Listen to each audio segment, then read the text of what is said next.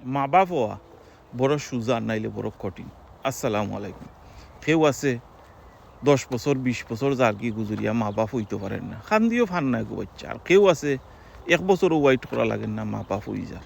কত হইল গিয়া আমরা মা বাপ হওয়ার বাদে আমরা দায়িত্ব হয়ে যায় বহুত জিনিস। আসসালামু আলাইকুম। আমরা দায়িত্ব হয়ে যায় বহুত জিনিস, এগুলো লুক আফটার করা, এগুলো তোমার সুন্দর করে মানুষ বানানি, বহুত দায়িত্ব। তো একটা জিনিস হইল কি, আমরা যদি এখন বাচ্চা 3 গো হয় 4 গো হয়, আমরা কত হইল কি আমরা সমান এক চৌকে অকল বাচ্চারে দেখা লাগবো। একটা বাচ্চার স্টোরি শোনার বাদে বড় দুঃখ লাগছে যেন মা বাপ নিয়ে বতরি ওলো আসইনি।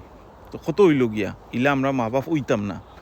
এক মা বাপর তার 4 ফুরুত্তার মাঝে 3 ফুরুত্তা সুন্দর হইছে, এগু তোমার ডৌলও সুন্দর হইছে না খাল্লা হয়ে গেছে।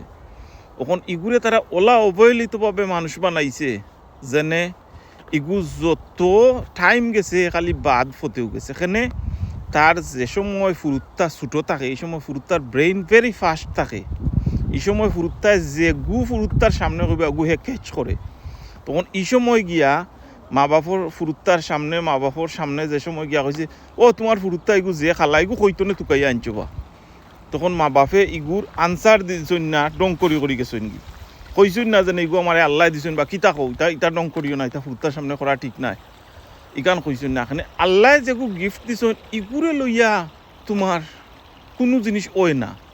আল্লাহ জানোন কিতার লাগি আমার ইগু দিছন, খাল্লা দিছন না দোলা দিছন গো তাইন জানোন। আমি ওখান কইতাম পারি যেনে আমার এইগু আল্লাহ দিছন ঠিক আছে, বট আমার যেনে সুস্থ দিছন, পাওয়াত সপ্তাহ যেনে আছে, যেনে চলিয়া ফিরিয়ে একসময় খাইতে পারবো, ওগুর উপরে আমি শুক্রিয়া। কিন্তু ইকান মা বাপে আদায় করছেন না, না করিয়া হে গিয়া তোমার তো ইলা তো স্কুলের ফ্রেন্ড বন্ধু সকলের সামনে হয়ে ছুটো হয়েছে খালি।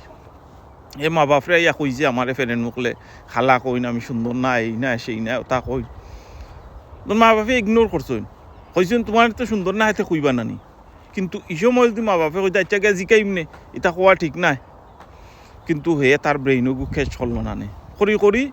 একদিন রাস্তার মুখা যার ওলা একজনে উঠিয়া কইছে তুই তো লাগে তোর মা বাপর না, তোর মায় খাইতো না তোর খার গেছ না আনছে কিতা কইবি, তো তোর মায়ে কিতা কইবে, তোর বাপ সারা কিবা আরো কোনো মুখা কোনো কাম করছে। উঠি গেছে তার রাগ, উঠার বাদে হেন রে পালাইছে মাইর, পালানির বাদে যাই তার উপরে মামলা হইছে। ওয়ার বাদে তো তারা পুলিশে ধরিয়া নিছে।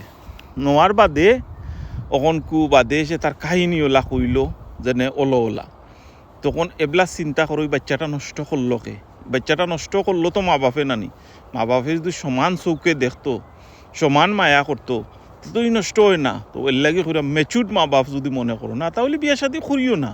বইটা কি ওখানে এখন আমার ফুরুত্তা যদি এগু সুন্দর হয় না, এগু আল্লাহ পাল্লা দিন না, ইগু যদি আঙ্গেজ করতে পারো না, ই মা বাপর দরকার নাই।